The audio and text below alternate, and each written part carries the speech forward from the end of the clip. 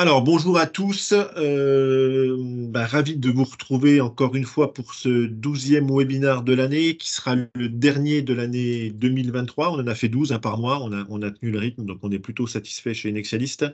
Nous l'avons ouvert encore une fois à tout le monde parce qu'il me semblait que cette thématique pouvait intéresser un grand nombre d'entre vous. On ne l'a pas uniquement ouvert à notre communauté client comme on l'a fait pour plus de la moitié de ces webinaires.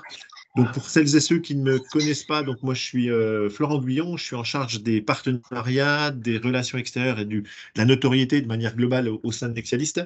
Alors Nexialist, pour celles et ceux pareil qui ne connaissent pas forcément, c'est un cabinet de conseil qui est basé à La Ciotat, qui est spécialisé dans la conformité des produits de santé, DM et DMDIV. On accompagne nos clients dans la mise en conformité de leurs produits, donc dans une optique d'optimisation de time to market. Et on construit notre expertise, et ça c'est un point important. Bonjour Madame Guinaud, un point important, on construit notre expertise par notre activité d'intelligence réglementaire. Et cette dernière nous permet de monitorer les différents textes réglementaires qui sortent, qui régissent les produits concernés, donc à la fois en Europe, mais également dans le monde, et qui nous donne une capacité d'anticipation qui est aujourd'hui importante. Voilà, à travers ces webinaires, je le répète chaque fois, mais on souhaite devenir un fournisseur incontournable d'informations réglementaires simples et compréhensibles. Pour ce dernier moment ensemble de l'année, on a voulu vous présenter les résultats d'un vaste sondage que nous avions lancé en janvier 2023. Donc, on a mis du temps pour faire ce webinaire parce qu'en fait, il y a eu pas mal de choses qui sont passées. À l'origine, il y a eu une présentation de Céline Garcia à la rentrée du DM en 2022. Je ne sais pas si vous étiez là. Oui. Qui, pour la première fois, osait aborder et osait présenter un état des lieux sur le mal-être des personnes en charge de la conformité des produits ou des systèmes dans l'industrie du DM. Sa présentation, qui était très brillante, nous avait poussé, nous, chez Nexialist, à vouloir en savoir un peu plus et même à proposer une journée dédiée à la QVT, qualité de vie au travail, de notre filière. On avait prévu une date, on avait les intervenants, on avait choisi les experts, on avait choisi des organismes notifiés. On avait 2 organismes notifiés qui avaient répondu favorablement à notre annonce. On avait le lieu, on était dans les locaux de De Gaulle-Florence à Paris. On avait tout prévu, sauf que patatras, grève de la SNCF la veille et le jour même, impossibilité d'aller sur Paris pour les gens de Nexialist, complications pour tout le monde. Donc, on avait été obligé d'annuler cette journée et on n'a pas réussi à retrouver une date, on n'a pas réussi à se repositionner là-dessus. Donc, c'est la raison pour laquelle on a voulu, en cette fin d'année, vous faire un retour sur les résultats de ce sondage. Il y a eu 13 questions auxquelles vous avez peut-être participé. Je sais que vous êtes nombreux là dans la salle à avoir participé à ce sondage. Les conclusions seront probablement pour vous pas très surprenantes, mais il y a quand même quelques éléments qui sont assez troublants et qu'on va vous présenter aujourd'hui. Voilà. Et pour une fois, et c'est la première fois depuis 2020, depuis mars 2020, on a commencé les webinaires chez Nexialist à l'initiative de Corinne Delorme et moi-même en mars 2020, pendant le Covid, là. Et c'est la première fois que je présente moi-même un webinaire. J'avais l'habitude d'animer les questions-réponses. Aujourd'hui, je fais tout. En fait, voilà. Et ça me fait plaisir, hein. Donc voilà, je vais présenter le webinaire. Et on aura bien entendu un moment d'échange après la présentation de ce webinaire. Donc, je vais attaquer tout de suite. Donc, vous voyez Alors, attendez, parce qu'il y a des petits arrangements. Voilà. Vous voyez toujours mon écran. Donc, je vais vous demander, bien sûr, de vous mettre en muet pour éviter les interférences durant cette présentation. Et puis, encore une fois, on se retrouve pour la session de questions-réponses à l'issue de cette présentation. Alors, questions, oui, il y aura peut-être des réponses à apporter, mais surtout, moi, des commentaires et peut-être des témoignages de gens dans la salle. On sera bien entendu très preneurs. Voilà, donc le programme de ce webinaire, dans un premier temps, c'est qui a répondu à ce sondage. Après, on a posé des questions sur les délais de mise sur le marché, ce qui a eu un impact de la mise en place de ce règlement sur les délais de mise sur le marché. Quelles sont les compétences qui sont aujourd'hui demandées? Est-ce que vous estimez avoir les compétences pour effectuer les missions qui vous sont demandées? comment vous avez perçu, enfin, quel était l'impact sur la qualité de vie au travail de cette mise en œuvre de cette réglementation? Est-ce que ça a changé les relations au sein de votre entreprise, à la fois intra-service et puis inter-service? Quelles sont les perspectives professionnelles qui finalement sont apparues avec ce changement? Et puis également, est-ce que vous avez un niveau de stress qui a augmenté? Est-ce que la charge de travail a augmenté? Donc, on verra que là, les réponses sont pas très surprenantes. Et puis, est-ce que finalement, ce changement réglementaire a donné du sens à votre métier ou au contraire, vous avez perdu le sens de ce que vous aviez, enfin, de ce que vous imaginiez quand vous avez pris en poste, enfin, lorsque vous avez pris votre poste d'ingénieur réglementaire ou ingénieur qualité? Alors, la première question, donc le profil des personnes sondées. Ce qui est intéressant déjà, c'est qu'on a eu 205 réponses, ce qui est quand même assez énorme. J'avais, pour info, envoyé à peu près 900 mails, 900 contacts. Donc, il y a eu enfin, moi, j'étais ravi d'avoir autant de réponses à ce sondage.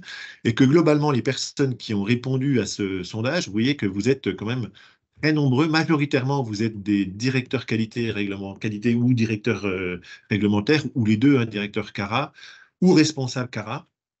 Donc, ce qui veut dire que globalement, on a dans la salle, enfin dans la salle, on a parmi les personnes qui ont répondu, globalement des PRRC, hein. On peut estimer qu'il y a quand même pas mal de PRRC qui ont répondu, puisque vous voyez que vous êtes plus de 50% à avoir des responsabilités euh, euh, importantes au sein de l'entreprise. Et puis, globalement, vous avez 80% d'entre vous, vous avez une certaine expérience, hein, puisque vous avez plus de 3 ans d'expérience, 80% vous avez plus de 3 ans, et il y en a même 35% qui ont plus de 10 ans d'expérience dans cette, avoir répondu à ce sondage. Alors, je voulais préciser aussi et recontextualiser le sondage. Les personnes qui ont répondu en janvier 2023. C'est donc avant les nouvelles dispositions transitoires. Donc, est-ce qu'aujourd'hui, les réponses auraient été différentes? Peut-être, mais je ne suis pas sûr. Voilà, en tout cas, ça, c'est un point important. Ça a été fait en janvier 2023. Nous sommes en décembre 2023. Il y a pas mal d'eau qui a coulé là, sous les ponts réglementaires en 11 mois. Donc ça, c'est un point important que je voulais signaler. Et puis, je voulais également avoir une petite pensée et envoyer des remerciements chaleureux à Agnès Martinec, qui a longtemps travaillé avec moi, un Nexialiste, et puis et à Vincent Beau, qui est un expert en qualité de vie au travail, qui a fait un bouquin Arrêtons avec la connerie, qui a pas mal marqué l'année là sur la partie qualité de vie au travail. Et tous les deux m'ont aidé à concevoir son sondage. Donc, j'ai une petite pensée pour ces deux personnes-là qui auraient dû être présents lors de la journée qu'on avait prévue en mars 2023 pour présenter tout ça. Ensuite, donc, on a posé la question, j'ai de plus en plus de mal à respecter les délais de mise sur le marché de nos produits depuis la mise en application des RDM RDIV. Donc oui, vous êtes 80% estimé ne plus être en capacité de respecter les délais. Donc c'est important, hein, 83% d'entre vous estiment ne plus être en capacité de respecter les délais de mise sur le marché des produits fixés par la direction. Les exigences sont plus élevées. Et ce que vous avez surtout mis en évidence dans la petite case autre, c'était que vous mettiez, enfin, vos commentaires, vous mettiez souvent qu'il n'y avait pas de visibilité sur la durée d'évaluation des ON et qu'il y avait peu de flexibilité de la part des organismes notifiés aussi. Donc, vous avez été très nombreux à mettre en avant le fait qu'il n'y avait pas beaucoup de transparence et de perspective avec les organismes notifiés. C'était difficile d'avoir une date de retour de la part des ON. Et que globalement aussi, vous avez mis en avant aussi le fait que la totalité des ressources était mobilisée pour la transition et le rallongement donc enfin, mobilisée pour la transition. Voilà, donc il y avait peu d'innovations qui étaient en cours aussi dans les structures,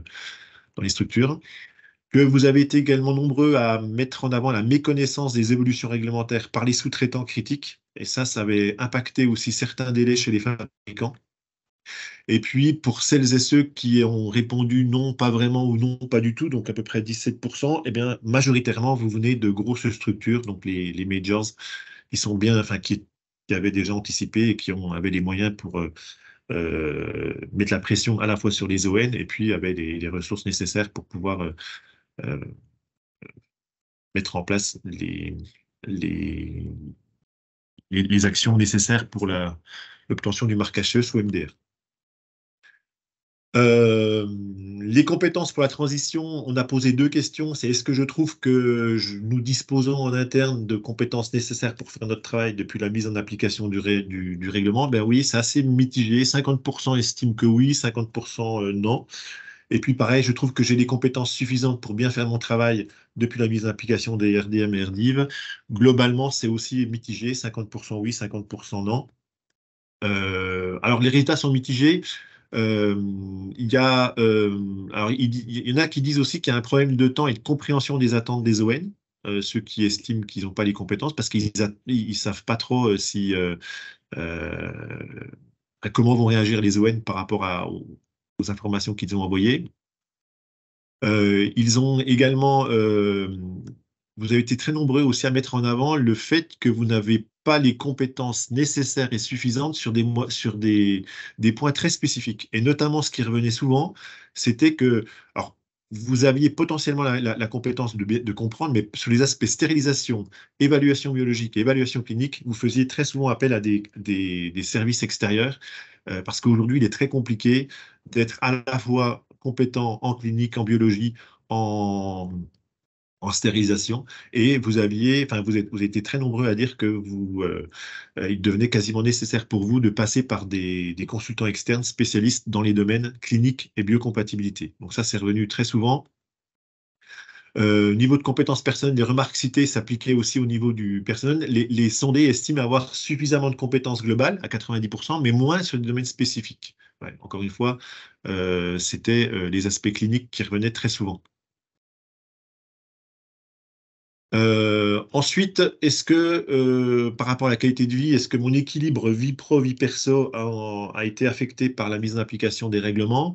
Eh bien, globalement, oui. 60% estiment que leur équilibre a été dégradé. Vous avez été très nombreux dans les commentaires aussi à mettre en avant le fait que vous étiez mobilisés le week-end et certains soirs pour pouvoir atteindre les objectifs de soumission et respecter les dates qui étaient imposées par les organismes notifiés. Et puis vous savez très bien que les organismes notifiés, quand ils vous donnaient une date, ben, vous aviez peur de louper le créneau parce qu'après ça allait repousser d'autant plus le délai de mise sur le marché. Donc vous avez été mobilisés fortement et voilà. Donc ça, 60%, donc c'est quand même important, hein, vous estimez que la vie pro a pris de l'importance sur la vie perso. Au niveau des relations intra et intra-entreprises, j'ai le sentiment que la collaboration au sein de mon équipe s'est améliorée depuis la mise en application du RDMDIV. Bah, pas plus que ça. Vous êtes 50, un peu plus de 50% à estimer que oui, ça s'est un peu amélioré, 50% non. Et puis pareil, j'ai le sentiment que la collaboration avec les autres services s'est dégradée depuis la mise en application des RDMDIV. Ça reste également assez partagé. J'étais assez surpris d'ailleurs de ce point de ces résultats-là. Dans la difficulté liée à la surcharge, vous avez quand même été nombreux à mettre des commentaires en disant on se serre les coudes, mais globalement, il n'y a pas eu de modification des relations dans l'équipe. Et 50% font état de relations dégradées quand même. Le réglementaire est là, alors vous avez été nombreux aussi à mettre en avant le fait que vous étiez stigmatisés, que vous étiez là pour bloquer encore plus maintenant qu'avant. C'est-à-dire que le réglementaire est censé avoir réponse à tout et savoir tout ce qu'attendent les ON. Et en fait, vous étiez un petit peu en difficulté. Et voilà. Qu'il y avait parfois la guerre entre les services R&D et les services affaires réglementaires parce que vous étiez perçus comme trop exigeants en termes de qualité de la documentation fournie et que l'utilité des exigences n'était pas toujours très comprise. Et puis parfois aussi avec la direction, c'était aussi compliqué. Pour autant, vous avez été aussi quand même quelques-uns à mettre en avant le fait que c'était plus facile pour vous aujourd'hui de faire accepter de gros devis, typiquement en éval biologique ou en éval clinique, auprès des laboratoires, que ça ne l'était du temps d'avant le règlement. Avant, pour faire signer un devis à 20 000 euros sur des prestats en éval bio, c'était compliqué. Aujourd'hui, ça pose plus trop de problèmes, visiblement. Alors, il y en a deux, trois qui nous ont mis ça en commentaire. Et puis, il y en a quelques-uns qui ont mis aussi en avant le fait que le MDR, c'était un travail d'équipe et que du coup, l'ensemble des services avait été quand même mobilisé. Donc, c'est la raison pour laquelle il y a des réponses qui sont assez, assez mitigé. Et il y en a certains aussi qui ont mis en avant le côté pédagogique en fait de la mise en œuvre du MDR ou du RDD.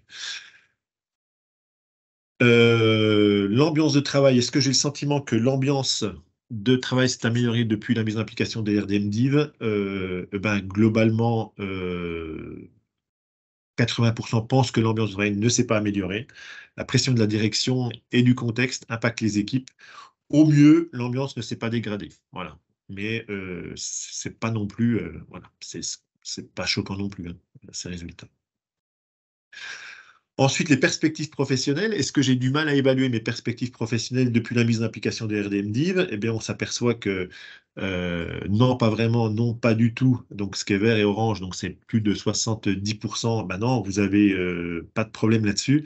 C'est vrai qu'aujourd'hui, la plupart d'entre vous qui est en charge de ces aspects-là ne se posent plus de questions sur leur avenir professionnel, car vous savez très bien que votre profil est recherché. Vous êtes plutôt même, peut-être même harcelé par les recruteurs.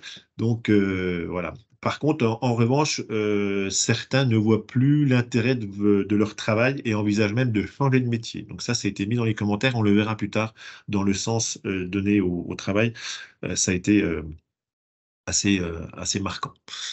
Donc voilà, pas de souci pour vous quant à savoir votre avenir. Vous savez que de toute façon qu'on a besoin de vous. Alors là, le truc intéressant sur la charge de travail et le niveau de stress quotidien, vous êtes quand même 80%, enfin 80% à estimer avoir une charge de travail entre 8 et 10, donc ce qui est énorme. Donc on a essayé de faire un peu un baromètre de la charge de travail. Et vous voyez, 64 personnes ont répondu 8, 37, 9, 45, 10. Donc ça fait plus de 80% des personnes sondés, on estime avoir une très grosse charge de travail. Et concernant le niveau de stress, vous êtes 80% des personnes se sentent également beaucoup plus stressées à la charge de travail, bien sûr, et surtout des délais courts imposés par la direction. Et puis, incertitude également. C'est revenu souvent sur l'interprétation des exigences, c'est-à-dire qu'on en a parlé au début, mais ce qui vous perturbe aussi, c'est qu'au moment où vous avez envoyé le dossier, il y a des guides MDCG qui ont été édités, qui sont sortis, et donc vous avez une incertitude quant à la prise en compte de ces textes-là dans l'évaluation de votre dossier, parce que parfois vous avez envoyé des dossiers, et puis entre-temps, il y a un MDCG qui sort, et puis l'organisme notifié va peut-être prendre en compte ces choses-là. Donc, il est également stressant de se lancer dans un processus de marquage CE, alors même que notre organisme notifié n'est pas forcément rodé sur le processus. Ça a été également mis en avance, hein. Et puis, voilà, ces points-là. J'imagine que vous n'êtes pas complètement surpris de ce résultat-là. En revanche, ce qui est plus surprenant, j'ai trouvé, c'est que je trouve que mon entreprise a pris les mesures nécessaires pour gérer au mieux la transition vers cette nouvelle réglementation. Globalement, un tiers des sondés estiment que l'entreprise, oui, tout à fait, donc vous voyez, oui, tout à fait, oui, un peu. Donc c'est presque 68% des cas, vous estimez que l'entreprise a fait le nécessaire. Donc, je trouve assez paradoxal, c'est-à-dire à la fois vous êtes en surcharge de travail, vous êtes plus stressé, et pour autant vous estimez que votre direction ou votre entreprise a pris les mesures adéquates pour pouvoir obtenir le marquage CE et faire cette transition dans les meilleures conditions. Donc ça, j'ai trouvé que c'était quand même paradoxal par rapport à votre niveau de stress. Et puis, la dernière question, c'était mon travail a plus de sens aujourd'hui. Bien, vous êtes, oui, tout à fait, 16%, 28%. Donc, vous voyez, vous êtes majoritairement à dire que non, ça a moins de sens aujourd'hui. Alors, certes, il est plus facile de justifier des budgets importants, on en a parlé tout à l'heure, pour valider certains procédés critiques, notamment le nettoyage.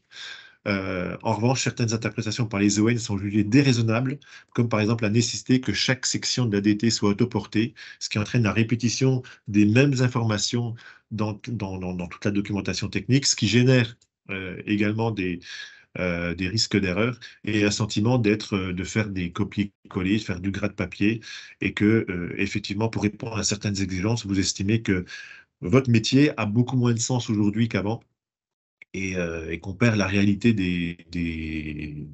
des choses importantes. Voilà. Et donc, c'est de la production de documents. Donc ça, c'est revenu très souvent. Ça non plus, c'est pas surprenant quand je fais un peu le tour de France là, à travers mes petits voyages de prospection. Je reconnais très souvent le fait que les gens que je rencontre trouvent qu'en fait que leur métier n'a plus le sens qu'il avait avant. Voilà un petit peu ce qu'on pouvait dire.